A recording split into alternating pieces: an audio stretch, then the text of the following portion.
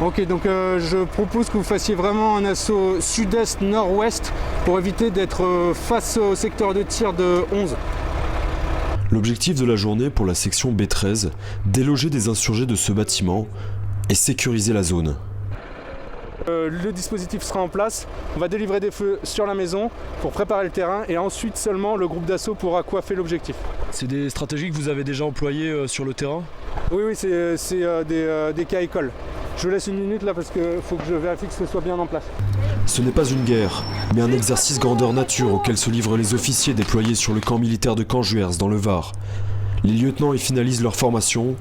L'exercice est pris très au sérieux. Au niveau de la surveillance, donc c'est surveillance 360 degrés. Vous avez les radiotireurs qui se trouvent au niveau des engins qui eux ont l'arme de bord qui est plus puissante. Et ensuite les équipes débarquent de chaque côté du véhicule pour assurer la sûreté 360 du dispositif.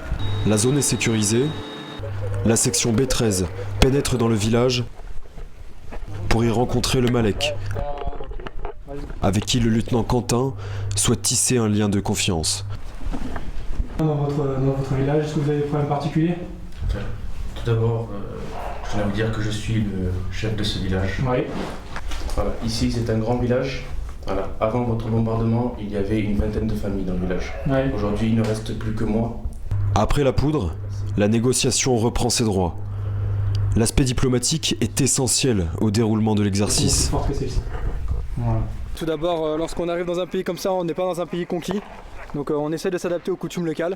Après vous voyez ici par exemple les chaussures n'ont pas été enlevées parce que pour moi ça me garantit aussi le fait de ne pas être trop nu pendant une interview, tout simplement. Ici sur le camp militaire de Canjuers dans le Var, plus d'une centaine d'officiers s'entraînent quotidiennement à reproduire des situations réelles, calquées sur des conflits comme l'Afghanistan ou le Mali.